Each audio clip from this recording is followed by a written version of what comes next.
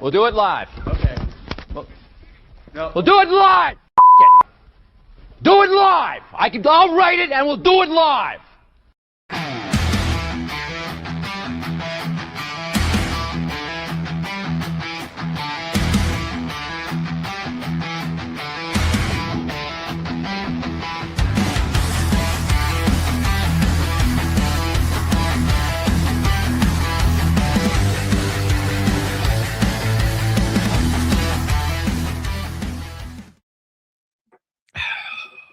Good evening, Jared. Good evening, everybody out there. Matt Kirby, good to see you. Penny Neer, welcome to the comment section here. Look, traditionally, the way that we do this on Thursdays is typically a fan-led show, but we're at that point in the year where college football, this is weird to me. College football is officially over. The season is officially done. It's just a really weird place to be. I think we're all trying to digest kind of, the season that happened and pairing that with being excited for the season that's coming. And as we normally do, first of all, Jared hops on here 5 minutes before we're supposed to go live. So we got no time to go over the show at all. There's no prep work going into this one. And then him and I start arguing and debating about college football postseason. We start having the argument and Jared's like, we just need to click the live and we need what to did I say? I said, dude, we're doing the pod right now. We should probably hit live. And you were like, oh, and I have to say this to the fans too. And I love this. Every show before, Chris and I talk a little bit, chit chat, and no matter what, if Chris comes in with a novel tabbed out of everything, or he doesn't, he always says, well, this is the one that could just go sideways. And then the last thing I hear before the music kicks on is fuck. Every single time. I love it. I just had the fans. We got to get some outtakes, man. They would love it. If there's any belief out there that we have our shit together, or that I have my shit together, then we're doing an incredible job. If people think that's great. Before we get into the football stuff, though, Jared, you don't live that far away from where I live. I'm guessing most people that are tuning in here are at Michigan. We already got the phone call for tomorrow that school is canceled. Because the wind chill is going to be like minus 20 degrees heading into the next morning, which I find myself asking this question a lot lately, Jared. And I'm pretty serious about this. I'm pretty serious. And I think I mentioned it to you. I'm pretty serious.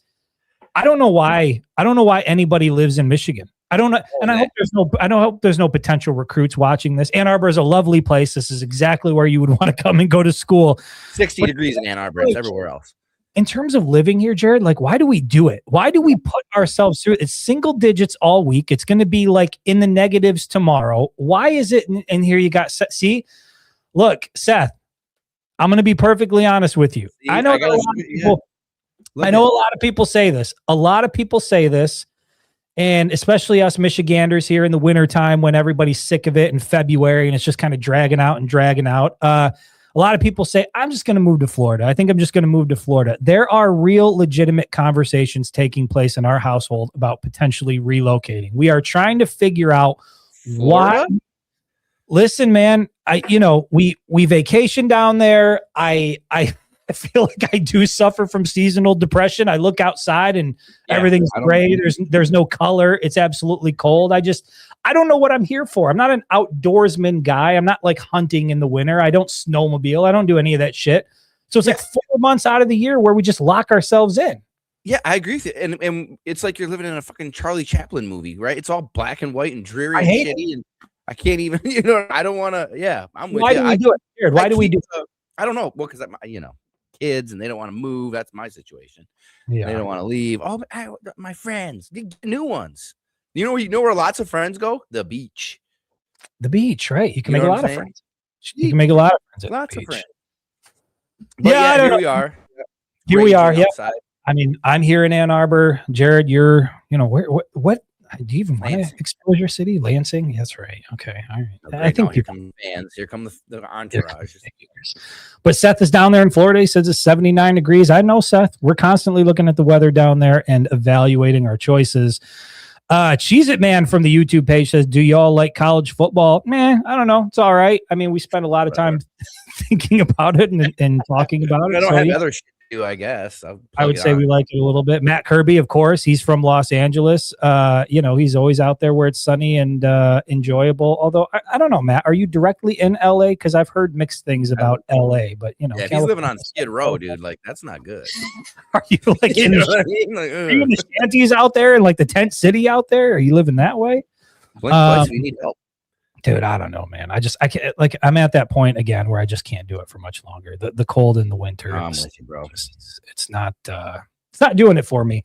It feels great being bald. You don't have the insulation on top. Yeah, that's a good point there. Beggars can't be choosers. Looking for a roster update. Jester's Jinx from the YouTube page. Actual question, a legit question. Thank you, Jester's. I will put out a new roster update. I know I've been doing that periodically as the all the transactions are taking place, and you've got guys that are going into the portal. You've got guys that Michigan is landing out of the portal. And then obviously, I mean, hell, still adding to their 2026 recruiting class. They just did it with a field goal kicker, which, talk about recruiters on staff on Whittingham's new staff. Kerry Coombs, former Ohio State guy, has been killing it on the recruiting trail with special teams guys. I mean, we've got like 7 long snappers at this point. We've got 12 punters. Now we got a few field goal kickers. And so it seems like, they certainly learned their lesson from last year and how critical special team success is. And so they seem to be doing a good job there. But yes, Jesters, I will absolutely put out a fully updated roster breakdown and kind of how things are shaking out at this point. Not a lot has changed since the last one I put out, but we did have some things changed. We got, an announcement that a pretty big, I think, component to the Michigan offense is coming back. And so Jared and I, we'll get into that shortly. I guess where I want to start with this is, it feels like forever ago at this point, but talk about a little bit the national championship, what your thoughts were. Indiana, Miami, 2 teams, pretty improbable. I don't know that there's many people that had Indiana and Miami playing for it all at the end of the year. I certainly know that I did not have Indiana legitimately playing for a national championship, but not only did they play for one, but here we sit with the Indiana Hoosiers as national champions of college football. It's still, Jared, real strange for me to get used to that. I guess we probably should be by now because there's some consistency there with Curt Cignetti. And he's clearly everything he built himself up into in that first press conference where he said, "Google me, I win." Yeah. He lived up to it. I thought it was a joke initially, and he has certainly lived up to it. So I don't know. Thoughts on the national championship, the way it played out? Do you think it's overall like a good thing for college football that a team like Indiana just won it all, or does it leave you feeling a little bit differently? Because there are some critics out there. No, I mean, I like it, man. I think it's cool that Indiana won it, right? I think the reality is the genie's out of the box, all that nonsense. You can say like NIL is not going back in the box. The transfer portal might change a little bit, but it's still going to be there. And Indiana understood the assignment, right? They went out and they're like, all right, we got to get guys that have talent and experience to come to our school. We don't worry about recruiting. We'll get them for 1, maybe 2 years. Plug and play. We spend some money. We win a natty. We get all that money back and then some through RevShare, which we then tell the next list of guys, hey, look at all this money we got on RevShare, which we now have to share with you anyways legally. And you just rinse and repeat. Like if you do well every year and you bring in that money, I mean, it's rinse and repeat. Like, and they did it, right? They're predicted to be number 4 in the country. Let's see here. You're talking about for next year, too early 2026. And you look at the transfer portal, they went and got what they needed. You know what I mean? Plug and play guys. And then, but it's funny because I'm looking at all these pictures of Michigan and everything. One team I don't see at all in the background, Indiana. Like they came out of nowhere. It's incredible. It's an incredible story. Consistently one of the worst teams in the Big Ten Conference. Joel Klatt watched the Disney movie, man. Yeah, Joel Klatt's way too early, top 10 for 2026. He's got Indiana at number 3. He's got Oregon at number 1. Yeah. Oregon at number 1, Georgia number 2, Indiana number 3, Ohio State number 4, Notre Dame 5, Texas 6, Miami 7, LSU 8, Michigan, the Wolverines at number 9, and Joel Klatt's way too early, top 10, and then Texas Tech at number 10. So I guess, a couple of questions there. You look at Klatt's way too early, top 10, and you see Oregon, Indiana, Ohio State, and it's like check. Those are all teams on Michigan's schedule, and 2 of those are going to be on the road at Ohio State, at Oregon, and then I believe home against Indiana. Yeah, Indiana being viewed once again as a team that's going to make another run. And I think, you got Mark Cuban money flowing into the program now. You've got people that believe in what Cignetti is doing. There was some pushback on the fact that I think, and I don't know because I didn't dive into this, but there was some pushback on the fact that the average age on Indiana's roster was like 23 or 24 years old. And I think that doesn't sit right with some people. And you look at Cignetti, brought a lot of guys from JMU into the program. And Cignetti even said it, right? That individually, these aren't guys that are going to be, high draft picks, but collectively as a unit, they played better than any other team in the country, went a perfect 16-0 and proved what they were capable of on the field. I guess, does that bother you at all? The fact that you had these guys who stuck around for longer than people probably normally would have because they could capitalize on NIL, and now you've got these 24-year-olds out competing with other college guys and winning it all? No, not at all. I really don't. I think some of this is still the hangover from the COVID year, right? That weird extra year, because COVID was 2020, right? Yeah, I think in 6 years. I think some of it is due to COVID, but dude, I don't even there's so much of this. I don't even understand the rules anymore. You have people. JUCO doesn't count anymore. JUCO doesn't count. You have people that file some sort of complaint or whatever with the NCAA, and they're asking for additional time and additional years and red shirts and medical red shirts and all of this shit. So I don't know, man. I mean, you had Jack Tuttle, who was trying to come back before he ended up retiring, but he was going for his 7th year of college football. Yeah. And so, I think the rules a little bit, at least for me, are confusing in terms of what you can or can't do. But again, there were some people that looked at what Indiana did and how dominant they were and said, yeah, but they had a group of 24-year-olds that were competing against, legitimate college kids. And so, I mean, what was the average age of Miami? Carson Beck's old as shit. That dude's he wasn't even taking classes. Yeah, he was living on the beach. Living on a beach in Miami. That's what I should do. Your dream. He's living your dream. He is living my dream at half my age. Damn it.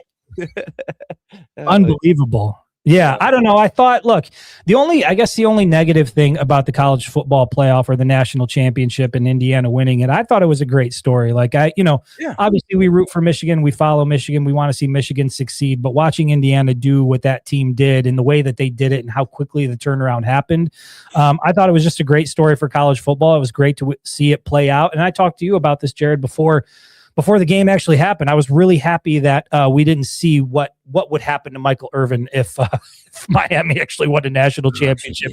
Would have feared for his safety and the safety for those around him.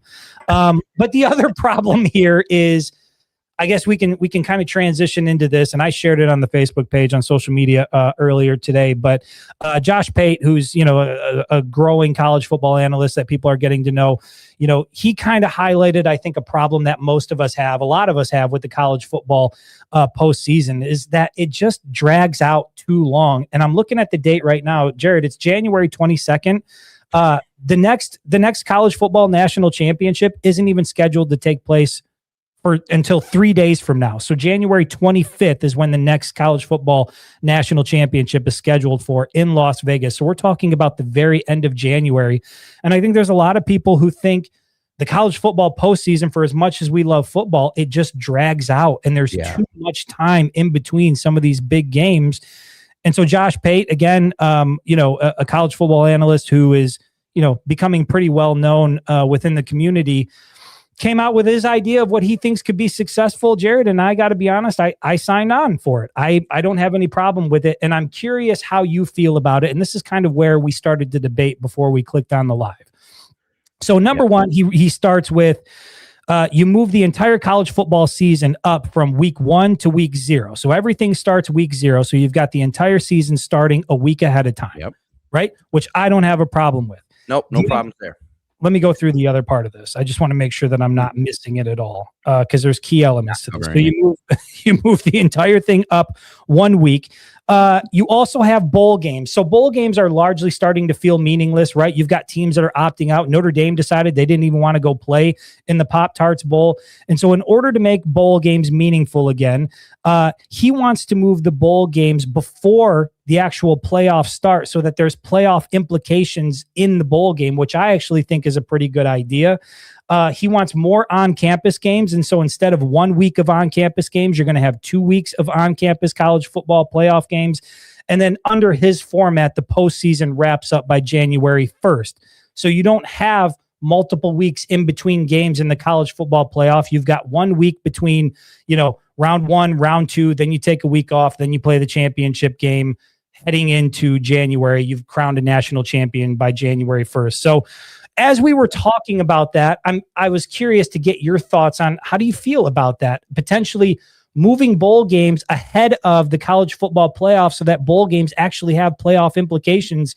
You didn't really seem to like it too much. No, because I still don't understand it. So Michigan goes through and plays their regular season. I think he was still advocating for conference championships, yeah? Or no? Yes, under his format, there would still be conference championships. Okay. The conference championships would take place the final weekend in November, which is usually when rivalry weekend takes place. But under this new format, rivalry weekend would be moved up 1 week because the season starts week 0. Yeah. So instead of Michigan playing Ohio State the final weekend in November, they'd play them a week earlier. Conference championships would take place in November. So Michigan doesn't make it in the college the college football playoff is predicted at the end, right? End of all of these bowl games. Okay. Yep. But like we talked about, these rankings come out. Like they still pre-rank. Like here's who we see the college football playoff as right now. And so Michigan is done with their season technically, but there's bowl games. They get an invite to that bowl game. Is that what happens every year? They make the invite just like normal. So they get invited and they're going to the Citrus Bowl. Who are they playing? They're playing a team. If they're playing a team that's sitting, and I believe he has the playoff down to 8 teams, right? He's got the playoff. I don't know. I don't know if he moved it down to 8 teams, to be honest. I think he did. I think he moved it down to 8. You think so? Okay. So say it stays at 12. So some team that's in that top 12, why would they ever play Michigan in a bowl game? They have nothing to gain. The rankings already came out and said, here's the 12 going into the bowl games, because they do those pre-rankings, right?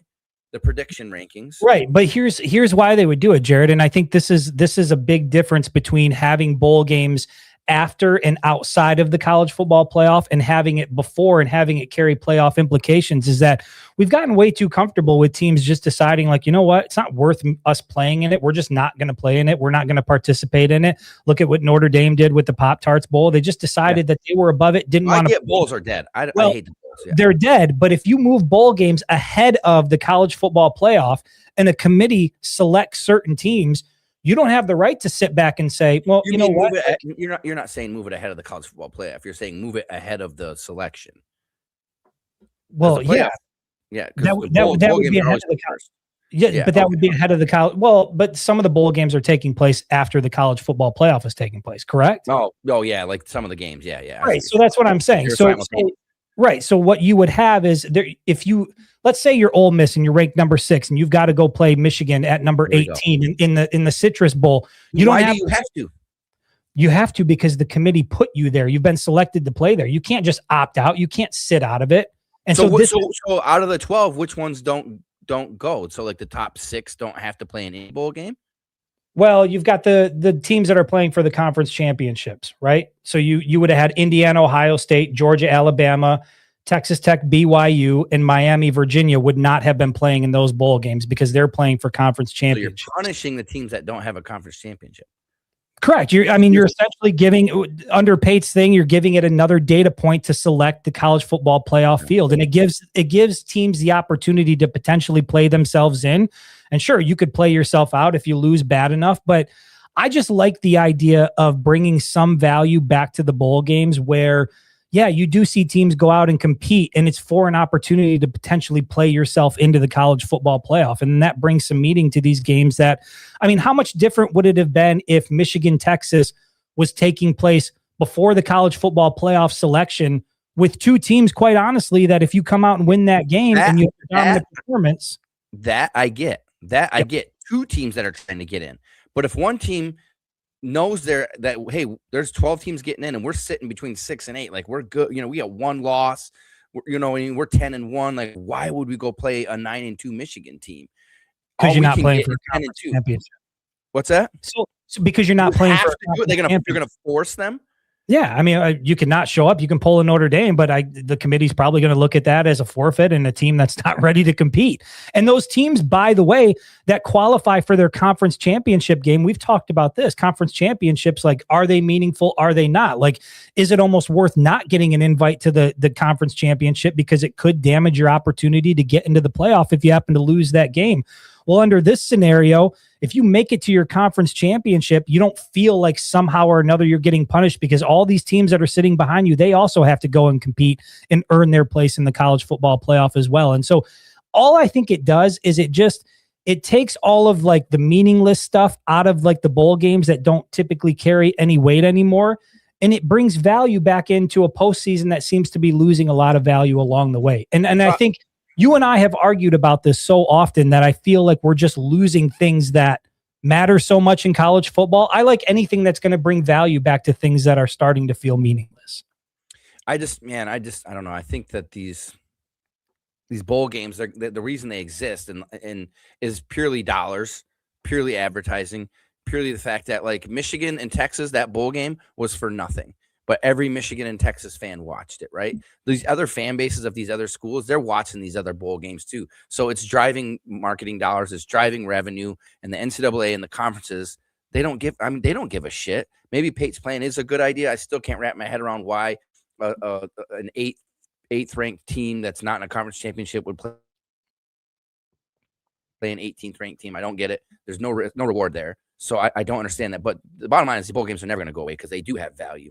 They add value to the school. The schools get money off these bowl games too, and they have to rev share now, right? So they got to make up that rev share. So those bowl games are never going to die, and advertisers are going to. And I'll tell you what I'm going to do as a college football fan?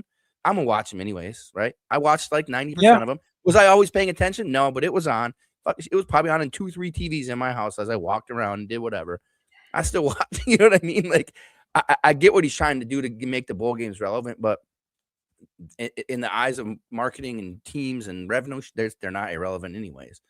They help these programs. Michigan has, you got to give such a chunk, right? They were talking about advertising in the big house. Never going to happen, but you know what I mean? Like, I don't know. I mean, I think that day is going to come. I think you are. You know how much that's worth. What do you think that's worth?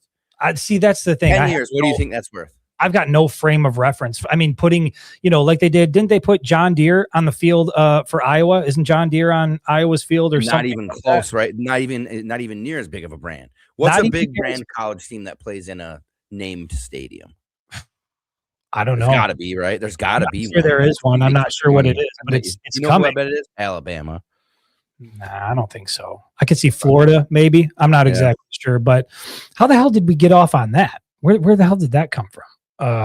Scott Ryan bowl games. Scott Ryan says, don't care what format is for the. See, this is why we should have had the argument before we clicked live, because we were just stumbling our way through that argument here. Perfect though. I am totally on board with, again, watching that Texas-Michigan game and knowing that there were playoff implications on the line, to me, would have brought so much more value into a game that, I wanted to see Michigan win it. But at the end of the day, like, to me, they were playing with house money. It didn't really matter if they won or lost. Like, it was just, I wanted to see them win, but that's pretty much where it ended. And so I love the idea of taking a collection of bowl games, putting teams in, and you say, well, if you're Ole Miss and you're ranked number 6, why would you want to play in that game? Because you've been selected to play in that game. That's how college football works now. And so you don't have the option to opt out. And I think that there's too much of that going on in college football now, where you can just opt out, you can sit out, you can sit back and reevaluate, or you can just hang it up and get ready for next year. Like, compete, right? You're selected to play in a game. This is a game that's going to be a college football playoff data point. Go and compete. Is there risk to it? Sure, but it's also sports. That's what it's all about. And so the idea that these teams can just sit back and say, well, it's far too risky. I mean, we're doing that with conference championships. Like, we're at a point right now where it almost feels too risky to make your conference championship game because there's a chance making that game could keep you out of the playoff. So what if you took the top 12, the season ended, you got rid of conference championships, get rid of them, and the top 12 have to play in these bowl games and tell them, hey, you have to play against somebody in the top 12 to reshuffle, you know what I mean, that the final college football playoff. Yeah, they're all in, but the guarantee is like, no, you won't drop out of that 12. So if you're playing a game that's meaningful, because it dictates where you go in the college football playoff, but you won't lose and drop out. then you're just going to sit. I mean, you're just going to sit guys. If it's not going to have any sort of impact, like I don't want my star court, like you're that though. That is a meaningless seating impact. Cause then you get home field advantage. Seating impact. Sure. But you're also like, I don't know. I would never ever go into a game where I know that I'm pretty much a lock for the college football playoff and play a team that's trying to get in. You know what I mean? I think I'm already in. I have a choice. You would if you didn't have a choice. And who's going to make that choice? The NCAA, the toothless. Well, see, that's a whole other can of worms. Like, who's really running this thing? Who's really in charge of making these decisions? And at the end of the day, Jared, like, I think what Pate put out was fun and interesting because I think that all of us are looking at the postseason and thinking that there is some improvement that needs to be made, particularly when the championship game is now being extended all the way out to January 25th. It just drags on too long. And even when I watched Indiana, Miami, like I was excited to watch it, but not nearly as excited as I would have been had that game taken place 2 weeks earlier. And so I think everybody's looking at it and they want to see it improve. And then on the backdrop of that, you've also got Big Ten Commissioner Tony Petitti having conversations where they are strongly in the Big Ten pushing for a 24-team playoff. And let's be honest, like a guy like Josh Pate or somebody else, and Joel Klatt, they can put out their brilliant ideas for how they think the postseason should go. But Jared, I think you alluded to this and touched on it when we first started this conversation. This is driven by TV revenue. This is driven by dollars. This is driven by people in conference rooms wearing suits who have very little connection to the actual sport itself. And we know for sure that we are headed toward a 24-team college football playoff format where the national championship game is probably going to take place sometime in February in the very near future. That's just where we are at. I mean, look at it. This upcoming one is January 25th. We're only talking about another week before you get to February at that point. And it's a shame, man. It's a shame because I do think there are a lot of good ideas out there that have what the fans want in mind. I think that that's important, man. Like so much of this is about like, I feel like, and I've heard it here in the comments that like, it doesn't matter what fans want. It's not so much about fans want, but go back to that 2020 season when there were no fans in the stands. There were cardboard cutouts of people in there. Everything was quiet. Vendors were losing millions of dollars across the country. Like, I do think it matters what fans want. And I know for sure that fans want more playoff games on campus and they want a national championship game to happen way sooner than the end of January. There's some people out there that want to expand the playoff even further, but I think they're in the far minority. I think most people are fine with 12. And to be honest, I think there's a lot of people who think even 12 is a little bit much. Yeah. What's coming up on the 25th? You keep saying? That's when the next national championship is January 25th. So 27. Yes. The next national championship game is January 25th. And so now we're already taking place. Right. We're already taking place a week later. So. And your casual fans, like, unfortunately there are people who are just casual fans of college football, which I don't understand, but they don't know what the hell's going on. Like you said, this is so long. Like I saw people talking on Facebook about, they were like, oh, the national championship's on. Then I thought college football was over. They don't even know because they don't care. Yeah. Why are these guys still doing this? Yeah. I mean, it's wild. Yeah, it is. Ryan, the NFL does it.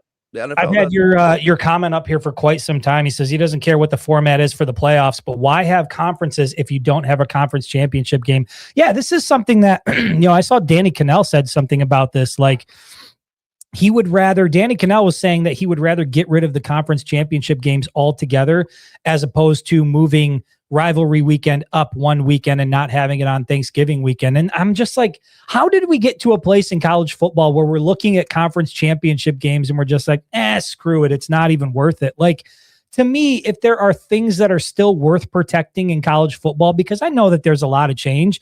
I mean, Oregon and USC are Big Ten teams now, right? Like Alabama and the SEC doesn't run college football anymore. Indiana just won a national championship. You can have Mark Cuban pay players. Like, we are in a completely different era of college football. But if there's anything that's worth holding on to, I think one of those things has to be conference championship games. And just the fact that conference championships still mean something to where, Jared, guys like you and I aren't sitting here saying like, is it even worth playing for a conference championship anymore? Because I can tell you that in the current format and in this era, looking at a 12-team playoff, and we've talked about this before, I don't even really care as much if Michigan makes the conference championship game or plays for a Big Ten title. I just want them in the 12-team playoff. That's where I'm at. Like, the conference championship has gone from something that when I watched Michigan win 3 consecutive from 2021 to 23, it was amazing. At this point, like, I put very little value in a conference championship. Yeah, well, and here's the other part too. Like, I don't understand why people are so protective of these conference championship games. I get it; the conference has grown, so that's kind of why. But You're coming at me. I'm one of these people. What, you don't care about the college championship? You want them back? Conference. Yeah, but here's my thing. They've only been around since 2011. Michigan's been playing football for over 100 years. 80% of that time, 85% of that time, there wasn't conference championship. So this is not like we're getting rid of some storied tradition here. Well, you won the conference. You just didn't play the game. Yeah, that's what I'm saying. So it's a conference championship game. So if you got rid of it, it'd just go back to being, hey, you're the conference champion. They'd figure out some crazy algorithm for how to do it. I get what you're saying, but the bottom line is coaches are going to start looking at these things like, dude, this is not worth my time. This is not worth our seeding in the college football playoff. I mean, you see it, like, we were talking about Michigan. What if they got in with those 2 losses? Is it good or bad? You know what I mean? They go in there and they get whipped by Indiana. That ain't good. So I'm with you. I liked them. I thought it was awesome when Michigan won. It was, you took some iconic photos down there with JJ coming out with the fire and all that, and the just this atmosphere. You know what I mean? And now I feel like you said, I'm not really concerned. I just don't, if Michigan gets in next year, you just don't want them to lose, right? Like, yeah, I mean, especially if you get in as a 2-loss team. I mean, you look at what Alabama got the benefit of the doubt. Yep. And then Alabama ended up, they went to Oklahoma and took care of business, but then they played a real team in Indiana and got the shit kicked out of them, lost by like 5 touchdowns. It's just, I don't know, man. Well, I mean, the only thing they could do is make a rule like college football playoff says, listen, if you make it to your conference championship game, like, we're not going to put a team in over you that didn't. Yeah. They'd have to do I think that's fair. If you qualify and you play for the conference, what if you go get whipped? Well, like 59-0. You're like, oh, that should be that. On that one. I do think you shouldn't penalize teams for making the conference championship, and that's been a big talking point in college football for a long time. And so, yeah, I think if you make your conference championship, you're in. But then again, Virginia would have been in the college football playoff, right? So. Would have been Virginia and Duke, right? Wasn't that the ACC championship? Yeah, so exactly. You would have Virginia and Duke. Miami ACC. Miami would have got bumped. Miami would have been presumably they were out. Seed, right? They would have been bumped. Presumably out. Yeah. My idea is absolute shit. Don't. What a wild time. Screwed everything. We got to have these conversations before we go live. We got to work all this out before we bring it to the people and just ramble on. Oh, they just want to hear us ramble about nonsense. People are just laughing. Good Lord. Let me see if I missed that. We're 32 minutes into the show and we have not talked Michigan football at all. Maybe we should make that transition here. Let me go through a couple of comments here. I think a good question that was asked, and you can find it, but it was I can't remember what it was, but what are the thoughts about Tatum moving to safety? We're going to get to that here. Asking about that one. That's a good one. We'll get to that very shortly here. Let me just get this one from Dwayne Jones from the Facebook page. He says, so you want fans to have to pay to travel to neutral bowl sites every week? No, I mean, you don't have to. Yes. Get a better job. What the hell? Even that? I'm not saying Dwayne. I'm saying if you get a better job. Dude, even with a better job, I mean, you're not going to be able to go, there's few people like, there's either Dwayne, so we ain't going together. Matt Kirby is one of those guys, right? He lives out in LA. That dude's everywhere. Michigan game. Dwayne, Matt. I think that's a little bit unrealistic. Yeah, I think people got families and jobs, and it's hard to really do that. But Dwayne, I don't have any question whether or not people would actually fill the stadiums to go and watch, multiple bowl games. So, yeah, I mean, do I want fans to do it? No, but would fans do it? Absolutely. They would find a way and those stadiums would be full. I don't think there's any question about it.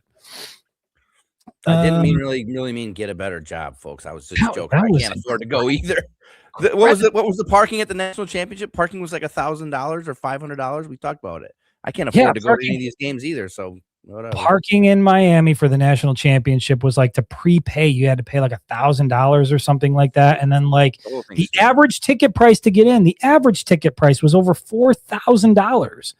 So, I mean, that's another part of this is I just feel like to go to these. Thank God I was credentialed during Michigan's championship run, because I wouldn't have been able to afford, a trip out. And this is kind of in line with what Dwayne Jones is talking about, is I wouldn't have been able to afford tickets to get into Pasadena and the Rose Bowl and then travel out to Houston and watch Michigan play in the national championship. Like, that would not have been affordable for me had I not been a credentialed member of the media. And so, there's no question that it's a massive, massive expenditure, but let's also be real. Michigan has a pretty big fan base, alumni base, and a lot of them are pretty wealthy, and they can. But other teams, right? Dwayne's just talking about in general. I think you're a poverty team, like let's say you're Michigan State or something like that, and it's like, you're probably not going to be able to afford it. Sorry, poverty team. Well, here's Matt Kirby's. You can't put a price on experience. Actually, Matt, you can go homeless. So, whatever. Absolutely go homeless. All right. I didn't see too many questions in there. I think people were just waiting for us to get done rambling on about that. Yeah, let's talk about Taylor Tatum's position change, running back transfer from Oklahoma. Look, when he committed and his transfer was announced, I mean, he was the top running back recruit in the 2024 class, was it? Yeah. Am I getting that correct?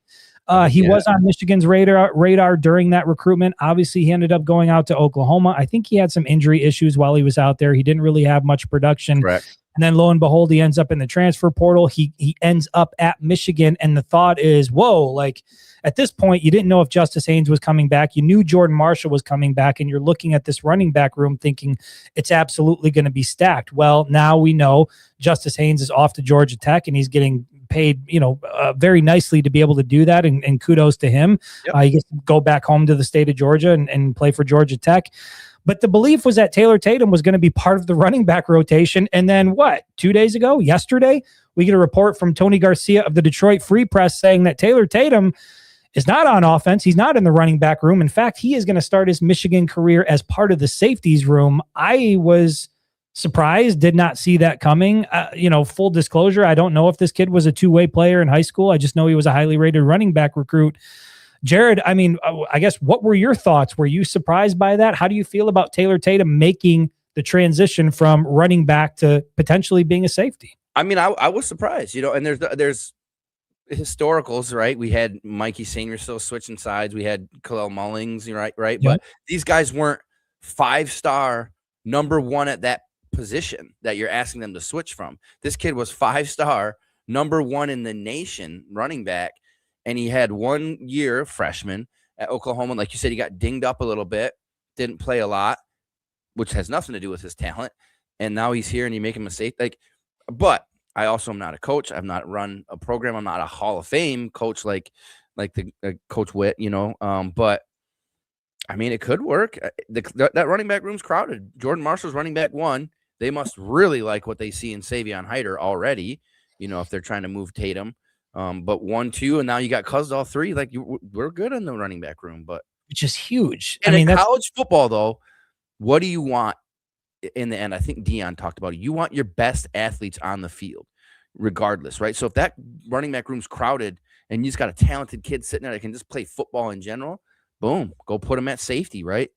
Go put him on, and he's going to hit people. And I mean, Seth is asking, do you see him as a hybrid safety / linebacker? Like they turned, they like to turn linebackers into running backs at one point in time. Yeah, I mean, you saw that with Hassan Haskins became quite the running back for Michigan, started his career as a linebacker. Same with Khalil Mullings, who carried the team in 2024. Michigan does have a track record and a history of doing things like this. And I think that if they're thinking about Taylor in this light, I mean, they got him listed at 5'10", 212 pounds. He was the number 1 running back in the country in the 2024 class.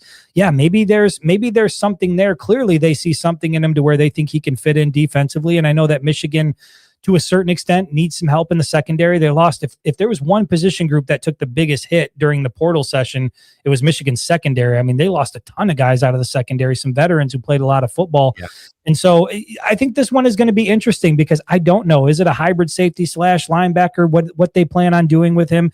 Is there a chance that we could see him potentially work both sides of the football, or maybe just transition back to the offensive side? I suppose it's possible, but also a big part of this is, and Jared, you had mentioned it, the return of Bryson Cusdahl out of the transfer portal, sticking with Michigan.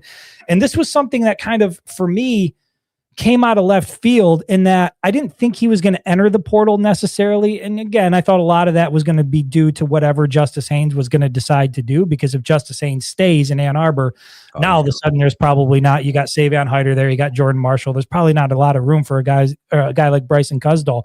But with Haynes gone, I think Bryson Cusdahl is going to be, and I know he doesn't get a lot of shine, particularly on a national level. I think locally, people in Ann Arbor, Michigan fans, they have come to appreciate what he brings to the table. But I think Bryson Cusdahl can be a more than serviceable running back in this Michigan offense in 2026, given what we saw from him when Justice Haynes went down with injury and when Jordan Marshall was struggling with injury. I didn't know much about him until I saw him on the field and was really surprised at his quickness, his physicality, how hard he runs, how quickly he gets to the hole. Like, there are so many aspects of his game that I came to appreciate, that I think he is. It's not just, to me, Bryson Cusdahl is not just a throw-in guy in this offense. I think he will be a critical part of Michigan's running game in 2026. And maybe that plays into why Taylor Tatum ultimately is making this transition over to the defensive side of the ball. I guess, Jared, maybe that's a two-part question. How much of this transition for Tatum do you think has to do with the fact that Bryson Cusdahl is back? And what kind of impact do you think having Bryson Cusdahl back is going to have on the running back room overall? So, I mean, I think to go back to the Tatum piece, like I said, I think putting him there is just that he's a talented guy. The other part too, and if you're in Tatum's camp, your parents, whatever, moving a guy to safety is not horrible in college football and football in general, right? Running backs, their shelf life is pretty short. Getting in the NFL, you get a few good years. The contracts aren't the same. I mean, they did him a favor. If he can switch over and use his athletic ability to become an elite safety in college football, what he's going to make in the NFL and the amount of time he's going to be able to stay in the NFL as a safety doubled, right? So not a bad future move for the kid. And maybe that was the thing. Maybe they talked to him and said, hey, listen, bud, like, you already went out and tried to play college football here as a running back and you got banged up quick. Like, are we going to keep doing this? Do we want to keep doing this? And that's another reason maybe they let Justice Haynes go, right? Yeah. He got banged up every damn time he played. You want to let him? We let him go. Marshall and Cusdahl are more reliable. And I think you see Cusdahl might be our running back too. You know, Hyder, I think so. Yeah, I think Hyder making that jump to be over Cusdahl, I don't think so. He's just not college football ready, right? Those freshmen, it's tough. Adrian Peterson did it, you know, some big time guys, but and they don't need to. They don't need to bang him up, right? He's going to be there 3 years. Why bang up Hyder? You know, play him in a couple positions, get him some reps when you can. But no, I think Cusdahl, I'm excited, man. I think he's a good kid. He's a humble kid. Sounded like he wanted to stay at Michigan anyways, right? He never wanted to leave, but he kind of thought Haynes is coming back. You know, all these things. You got Tatum. But yeah, obviously there's something, because there's no tape on Tatum that Michigan, you know, Michigan hasn't ran him out there and said, you know, we threw him on defense and he looked great. You know, they're in winter workouts. They're not doing anything. So yeah, they sold him a future. And obviously I saw somebody say they tricked him, probably Ohio State fan. They probably tricked him and he signed. And then what? Hell no. Everything's conspiracy. Everything is a conspiracy these days. Becky. Exactly. But I like Cusdahl. I'm with you, brother. Is it Jetski? Is that how you say that? I hope I got that right. Becky Kitchen Jetski. That's a pretty badass name there. She says, didn't Sainer still go from offense to defense? Look at him. Yeah, there's no question about it. I mean, he and Jared, this is in line with what you were saying. Like, if you make the right transition in college football, it can be a world of difference in terms of the way your career turns out. If Mikey Sainer still had stayed on the offensive side of the ball and continued to play wide receiver, I thought he was capable of making big-time plays. We saw him make plays as a wide receiver during his time at Michigan. But when he made that transition to defense, that set him on a path to becoming what he now is in the NFL, which is like legitimate NFL safety. And so, you know, you look at a guy like Taylor Tatum, can he make the same transition? Anything is possible, but I think it's intriguing, and I do wonder how much the return of Bryson Cusdahl played a role in that, because I do think that there are even some in the Michigan fan base who don't look at him as necessarily a valuable asset, just kind of like a throw-in guy. Yeah. And I don't see him that way, man. I think he showed a lot last year, and I think that another year of development, another year in this offense, and now he's working with a legitimate coaching staff around him. I've said this before, man. I think there's going to be a level of maturity and discipline with this team that we have not seen over the last 2 years. Yeah. And based on what we saw from Cusdahl last year, I I really like what his potential is in the Michigan offense, and I'm intrigued to see what Taylor Tatum can do defensively. We have Braden O'Kane, 883. Bradenton. He's in Bradenton, Florida, I'm sure. Bradenton? Oh, okay. Bradenton Kane. Oh, okay. I see. Bradenton Kane, 8830 from the YouTube page. Great looking bald guy there in the profile picture. He says, man, come on. Michigan is back to being mid. Yeah, I don't know what that's based on. I mean, well, first of all, at that age, my friend, you probably shouldn't be using words like mid. You know what I'm saying? Like my kids just cringed upstairs. You can't judge a book by its cover. Just because the man's bald doesn't mean he's old. I could see that he was old. Are you blind? I am. I don't really have. Fair enough. Yeah, I win then. Moving along. Now, another thing, I think some of the fans have been talking about it too. I think Tatum moving from running back to safety in college is feasible, right? Because at that point, your athleticism, and obviously he has it, is enough to get over the technical shortfalls you have, right? If he was trying to switch running back to safety in the NFL, probably not going to happen because you got to be technically sound at everything. I think his ability to be athletic. And you got Rod Moore, right? So you got a great leader in that safety room too. Say, here, young fellow, this is how you play safety. Rod Moore's been in college for like 25 years. He knows everything. Yep. So not a bad room.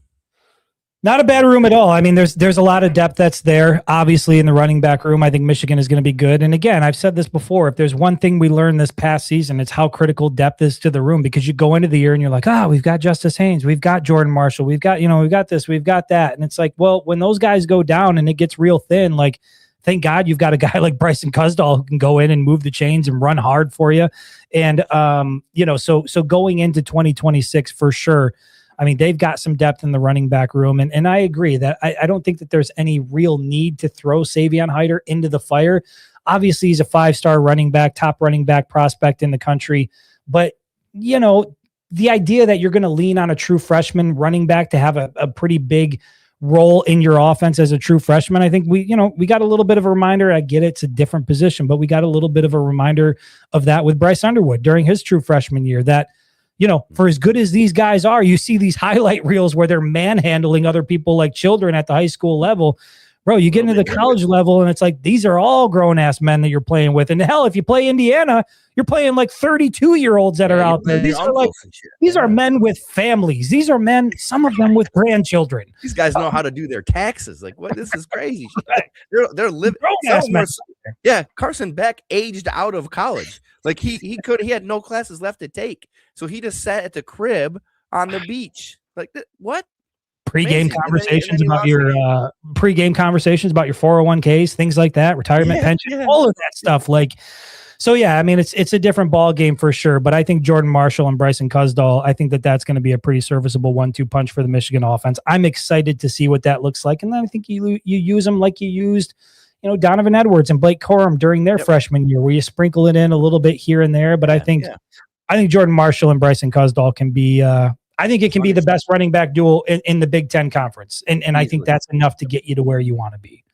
And punishing too. I mean, you're talking 2 punishing guys, and your defense is going to get beat up. You know what I mean?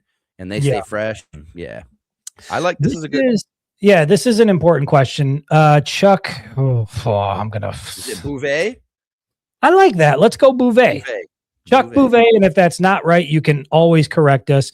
Chuck Bouvet, he says, but can you afford to sit Hyder? Right now, if you don't play, you transfer. I do think that's a fair question. Jared, what do you think about, you don't need to necessarily play Savion Hyder, but the transfer portal is always there. You want to make sure you keep your 5-star running back healthy.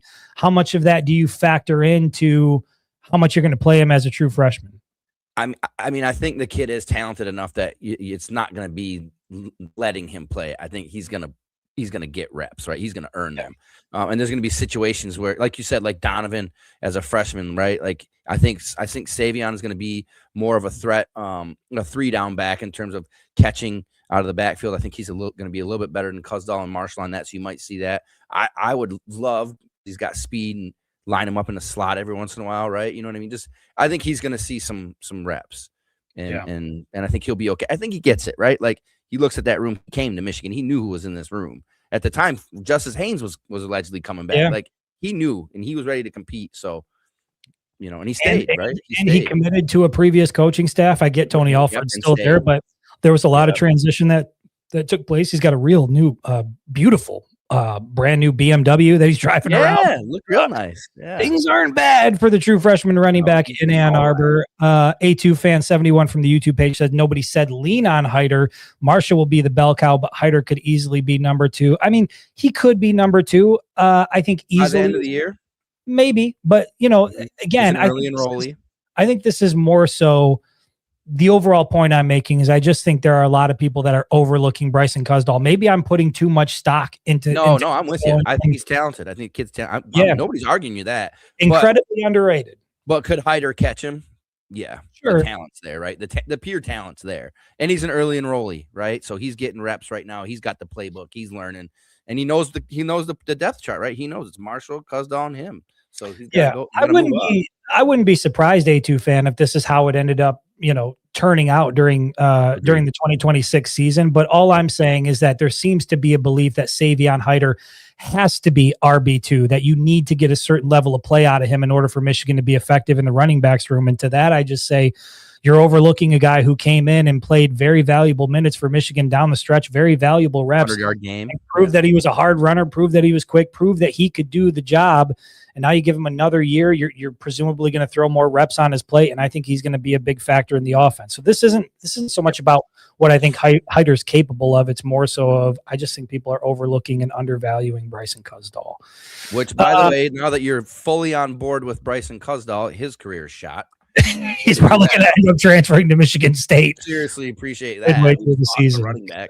I just got to stop investing in people. You got to start picking dudes that we want off the team, like one of our 18 kickers. Eric May from Facebook says, wasn't Brandon Whedon like 27 or 28 at Oklahoma State? He was an elder statesman. There's no question about it. And then who was it? Florida State. Florida State. Chris Winkie, right? Yep. He was like 30. He won the Heisman, didn't he?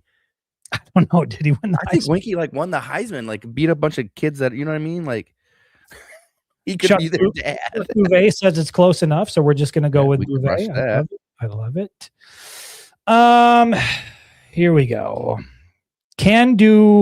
Will do sucker from the YouTube page. These names, man. These names. I love it. From the YouTube page asks, what do you all think about the comments from outgoing wide receiver Simpson that he made about Sharon Moore being blackmailed by Samaj?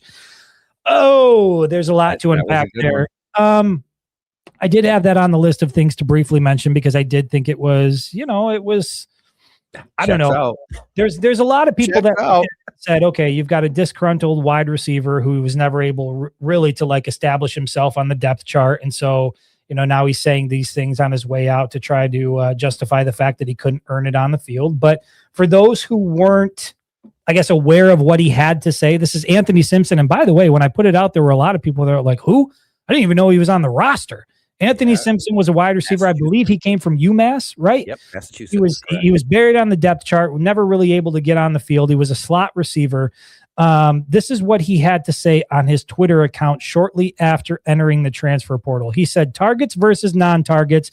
I was the best slot receiver for Michigan, and I was treated unfairly due to Sharon Moore being blackmailed by players and staff members, which jeopardized my opportunity to get on the field. I was the fastest player on the team, and I won reps every day in practice. I was only there for fall camp. Our team captains also advocated for me to play, which I thought was an interesting note. I mean, he's saying this publicly. The team captains obviously have an opportunity to come back and say, this is bullshit. Yep. We never said that. So I thought that was a part of his statement that gave us some credibility. He said, I was denied fairness. If I kept my mouth shut and closed, no one would know that I was a part of a scandal that impacted the team and impacted my chance to add to my production in college. I tried to stay at Michigan, but the GM said there wasn't a roster spot for me.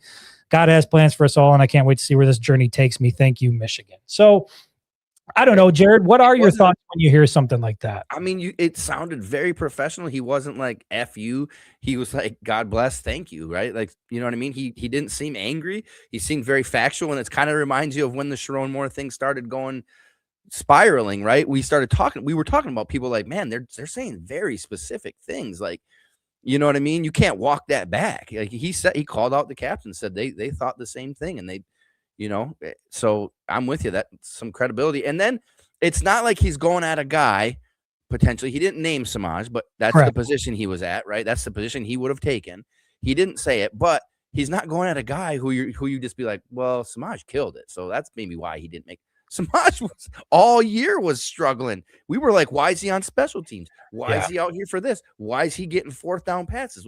You know what I mean? He's pointing out a guy that didn't do so well. And now you're like, well, how the hell did he stay on the field? Well, not only a guy that didn't do so well and that was struggling for a good part of the season, but a lot of the dialogue surrounding Samaj, and again, not trying to bash the guy, but a lot of the dialogue surrounding him was, why do they keep putting him on the field? Like, it just didn't make sense, right? Because there were so many mistakes happening at critical times and it didn't make sense. And so I don't know. What do I think about it? I think it's interesting. I think it's maybe where there's smoke, there's fire, right? Like, right. I think perhaps gives you a small window of additional insight maybe into what was going on. And again, the fact that he referenced the team captains and saying that the captains were advocating for him to get more playing time. I think that, once again, any team captain that read that or saw that, I have zero doubts that that post got back to them. If anybody wanted to set the record straight, they absolutely could have done it. Samaj didn't deny it.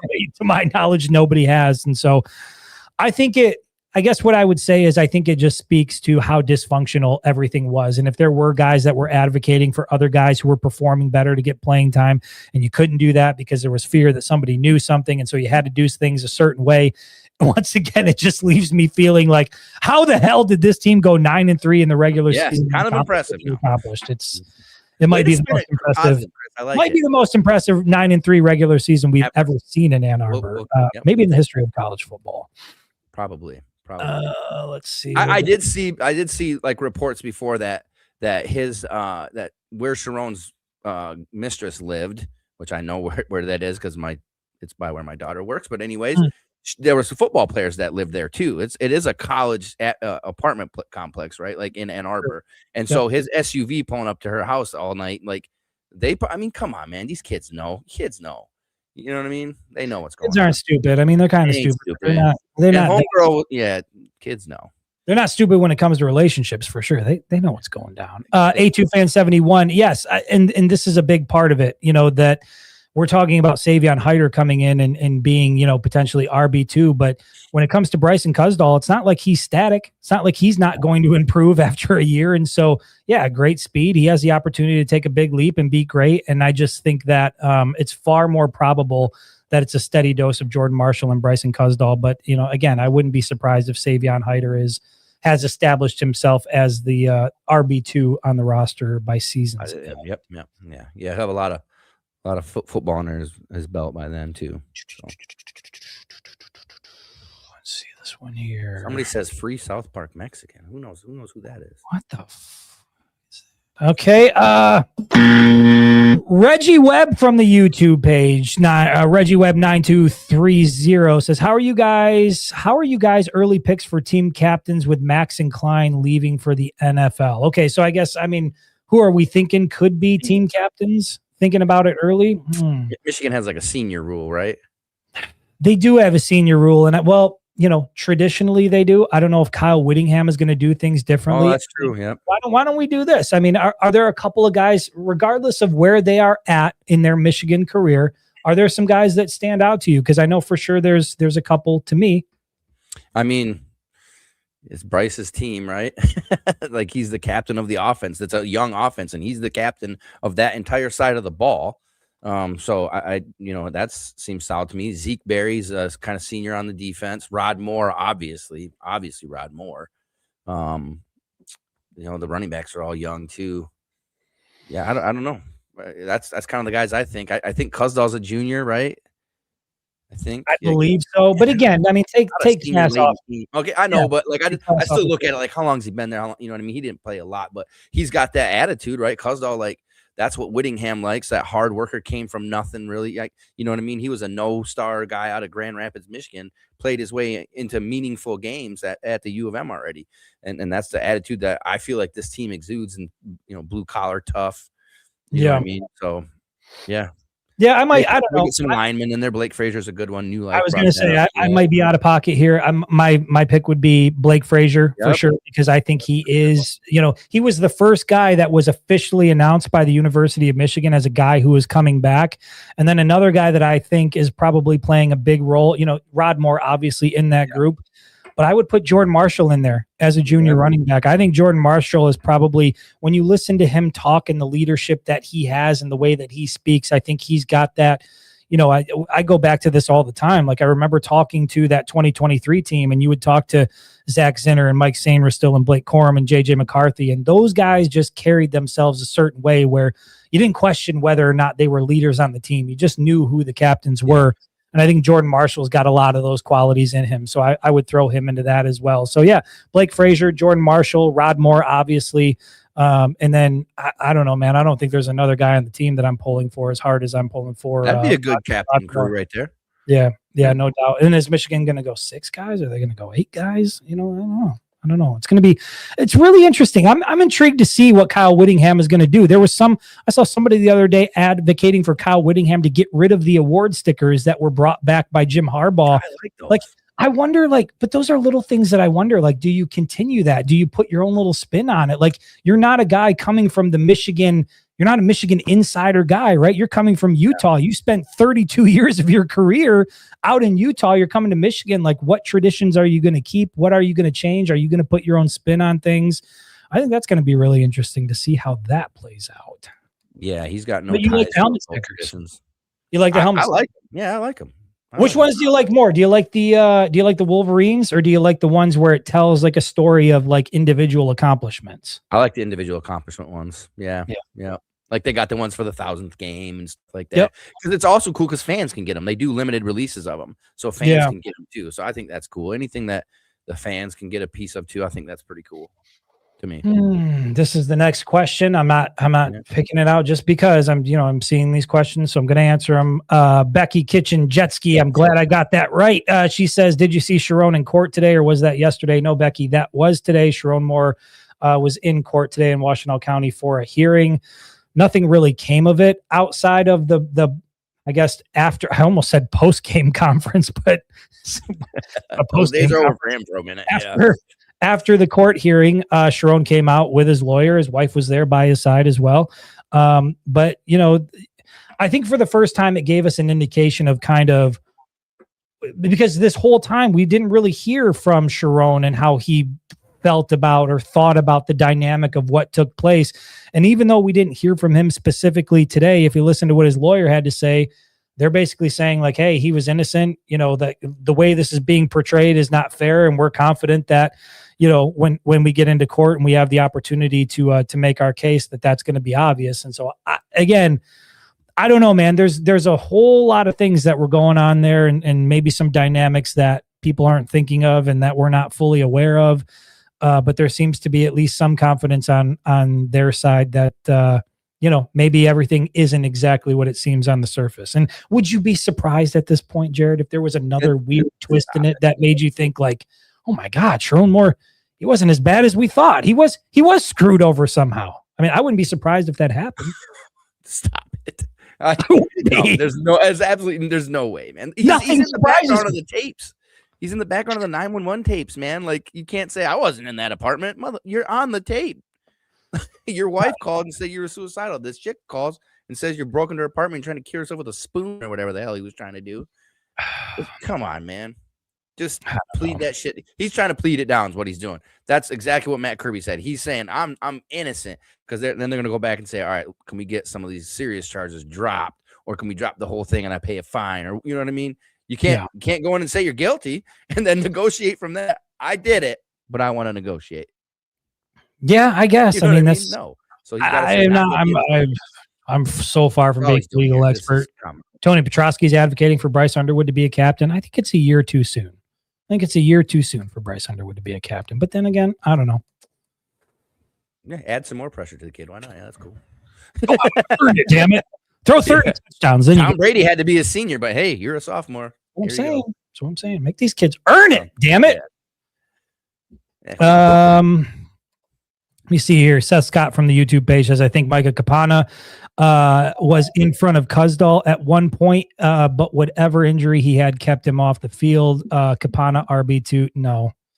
I just don't see that happening. I think I think Bryson Cusdall doesn't come back. And if you listen to the reporting from the Detroit Free Press, Bryson Cusdall did get multiple offers from Power 4 schools.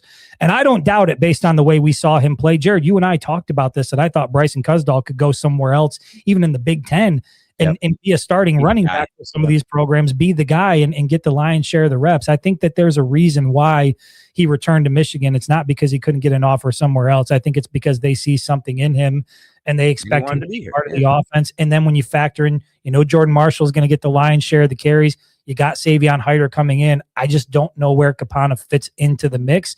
If you start to get some injuries here and there, then yeah, there's no question about it. But I don't know. It's no knock against him. It's more so a credit to the running back room and the depth that they have coming in there. And I think it's going to be a battle to keep your eye on and see how that depth chart shakes out. I'm really interested to see what happens with that position group because we know it's deep. We got to see who rises to the top. Guys might still be moving. You know what I mean? Kapana might have to go somewhere else to play a different position too. I mean, that's a deep room, like you said, and it's young. It's got some youth there. Yeah, right. What is this? He moved to slot? Does he become a safety? Dude, you never know. He was a good athlete in college, in high school. I mean, I think he played in, and I could be way off here, but I think he played like Bishop Gorman or whatever, and he had like 6,000 yards or some crazy nonsense.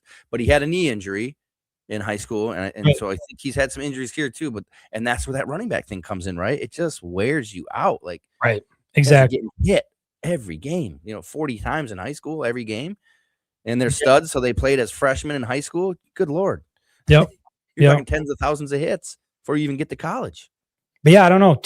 Two-way player, maybe. You got Smith Snowden from Utah, defensive back who plays too well. You got Celesi Moa coming over, who's I think Michigan initially under Sharon Moore was trying to recruit him as a defensive back, and I think he wanted to play offense, which is why he committed to Utah. And then I think that was what ended up bringing him out to Michigan, is because he wants to play on the offensive side of the ball. But you got a number of guys over there that could potentially be two-way players and sort of mix and match. Throw Taylor Tatum into the mix from Oklahoma. So bottom line is get your best athletes on the field in college football, man. You know what I mean? You saw it with Travis Hunter. He was just the best athlete on the field sometimes, and it mattered. Tony Petrosky's already looking forward to the spring game. Jesus, Tony, take a break. National championship just ended 7 minutes ago. All right, take a breath here. Take a break. We don't need. I love college football, but I'm looking forward to the spring game too. I am looking forward to it, but I'm also looking forward to just taking a little bit of a break. These last 2 seasons have been exhausting. They've been exhausting. Last 2 seasons have been exhausting. I just need a little bit of a break. I need a little bit of a break from the college football thing. It's so hard on you. Again, I'm only going through the question marks that I see here, so I'm not trying to skip anybody. Can do, will do, Sucka again from the YouTube pages. Now that we've had some time to digest the Whittingham hire, are there any other available coaches that you would have wanted instead? Within reason, don't say Nick Saban. Yeah, I mean, I think that's a fair question. And, maybe this is a byproduct of us being a homer. Jared, I can see you've already made your mind up, right? There's nobody else you can think of? No, I mean, he says that available coaches, right? So, again, Dream World, you hire, whoever, but that were available now that it's shook out. And the part to me was that they never really even mentioned him really until towards the end. You're right. So when we were talking at first, you were talking about, Arizona State coach, Alabama coach, you know what I mean? And Urban Meyer and all these crazy things, but they did for whatever it's worth, they did a fantastic job of keeping the lid on the fact that he was a target until the very end. And then we started looking at it like, oh shit, I wasn't bought into it at first. You convinced me with your eloquence. Talk to me into I'm a it. Fanboy. Correct. Yeah. I'm always going to be glass half full. You love old white men, dude, and it's very obvious. So don't you never call me man the game. That's what it sounds like when you're talking about him and Cignetti. It's just ludicrous to me. But no, I think I think it's great. I can't think anybody else now that he's here and we have the staff and we have the players that he's brought. And from today, knowing what I know today, no, I don't think there's anybody else that we should hire. No, same. Absolute home run. And again, I think I go back to what I've said multiple times about Whittingham is like, he wasn't a guy that was on my radar. I heard about him stepping down from Utah and I thought that was just it. I didn't know, to me, that meant retirement. I didn't know that he was going to be an option. I will say that the first time I really got to know about Kyle Whittingham was Jim Harbaugh's first year back when Michigan had to go on the road and play Utah on the road. And I didn't really know much about Utah at that point. I remember they were talking about Utah at Utah in prime time. It's a buzzsaw, and Kyle Whittingham and what he's doing with the Utes out there. And so I read up a little bit on it. And I was like, holy shit, like Kyle Whittingham's pretty legit. And then you saw what happened in the game where Utah ended up winning the game. And from that point on, I've always been somewhat aware of Kyle Whittingham and what he's doing with Utah. But he was never a guy that I thought was like, in this coaching search after Sharon Moore, was never a guy that was on my radar. But since it's happened, I've gotten to learn a little bit more about him. And then you hear him talk and sort of the way that he wants to go about his business. I just think that this is the guy that Michigan needs right now. We all know that he's not the long-term solution at 66 years old. I mean, you're going to get 4 or 5 years out of him. Yeah. But I think that he's the type of guy that's going to set the program back on the right track. And I think it was imperative. And there were a lot of people that were concerned about this when Michigan was going through its coaching search. They're like, you got to get somebody who's tied to Michigan. You got to get somebody who's a Michigan man who understands how things are supposed to work at Michigan. And Jared, from my standpoint, it was like, you need the opposite of that at this point. You got to get somebody who has no idea what's going on. And not everybody that doesn't come from the Michigan bloodline is going to turn out to be Rich Rod. And I think Kyle Whittingham is going to be a great example of that. I think that he is going to put this program on track to do what we all expect it to do. It already feels like, when you see these little videos come out where they've already started winter conditioning and they're doing the weightlifting and all that stuff, and you listen to Kyle Whittingham talk about wanting to get back to the business of football, it really does sound like I think that there's a fundamental shift taking place in that business, where before it was buddy-buddy, before it was just sort of like, I don't know, no real leadership in the building, right? No real guidance in the building. We kind of know why now. No adults in the building. I don't think that's happening under Kyle Whittingham. I think that there's some structure. I think that these guys are going to be challenged in ways that they haven't been challenged in a couple of years. And I think that when fall rolls around, you are going to see an incredibly mature and disciplined Michigan football team with a legitimate leader leading the way and a coaching staff that knows what they're doing. And I'm just excited to see what that looks like for not just the near term of this program, but what it does long term for the program and the path that it sets them on. So that's a real long-winded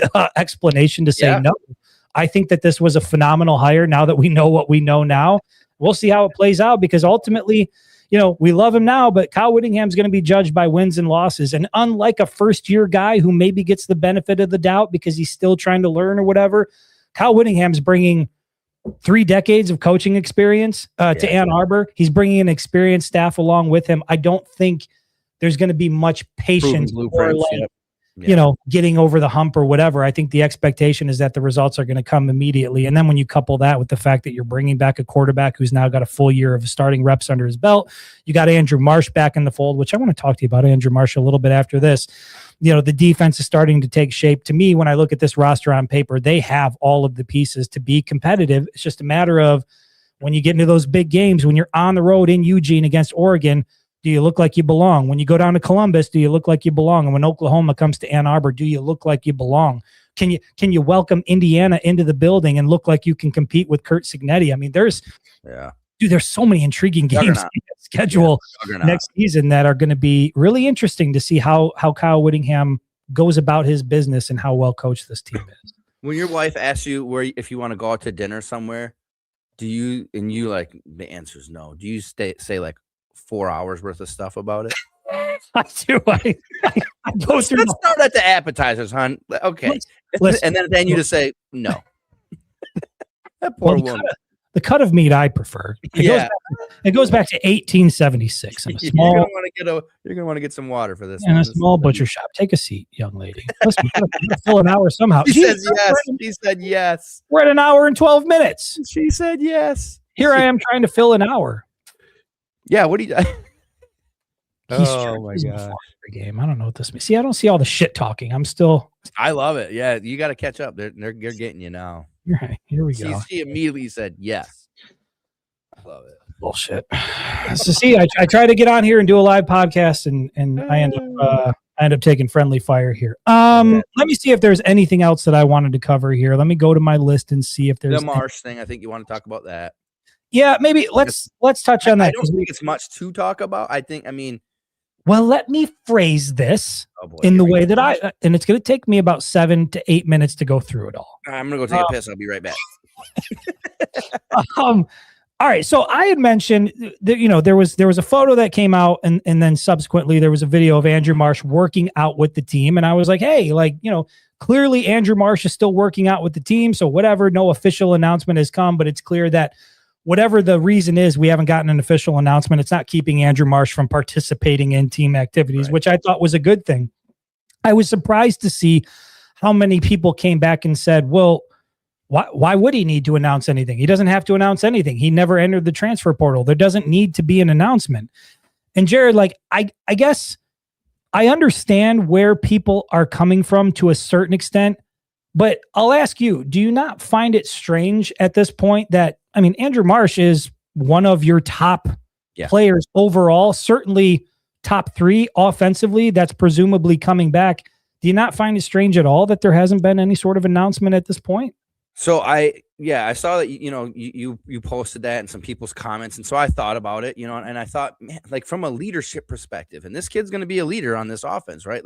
He showed he's an all Big Ten type player this year.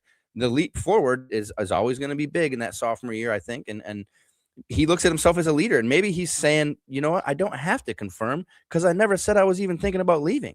Why do I have to confirm? Maybe he's the opposite of these kids that are confirming they're coming back. Because we had that conversation too. Why the hell is this kid confirming he's coming back? He never even went in the portal. That's that kid's way of saying, I got my bag, I'm going to stay. Maybe Andrew Marsh is like, dude, I don't have to say shit. I never said I was leaving. I never hinted that I was leaving. There was never really any rumors. So why would I say anything? I'm here. JJ McCarthy didn't have to announce that he was staying his sophomore year. Blake Corum, but it was still NIL. Blake Corum didn't have to say, I decided to stay at Michigan. You know what I mean? No. And Andrew Marsh is like, dude, I'm here to play football. He's in the workouts. He looks engaged. So I'm hoping that that's what it is. He said, I'm going to be the opposite. I don't need to recommit to something I committed to. That's leadership right there. I think that's beautiful. If that's right, if I'm way off and he transfers somewhere else tomorrow, well, he can't transfer. An absolute idiot. That's the thing. He can't transfer. The window is over, right? The window is back.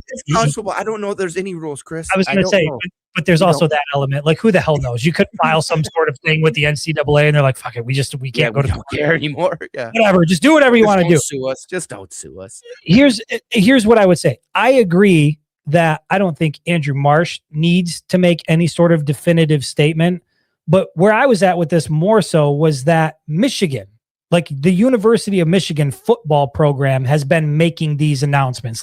Blake Frazier never entered the transfer portal, but Michigan announced that he was returning. Bryce Underwood never entered the transfer portal, but Michigan announced that he was returning. And for over 20 guys that they've announced were returning, the vast majority of those guys never entered the transfer portal. And so for me, it's not so much about the player announcing it, but for some odd reason, and we know that this is what's happening now in college football, there are official announcements about guys who are on your team coming back for another year, and Michigan has been taking part in that. And so because Michigan, the official account, has been making these announcements, I was just a little bit surprised that we hadn't seen an Andrew Marsh announcement yet. Now, I understand. Are those Champions Circle, though?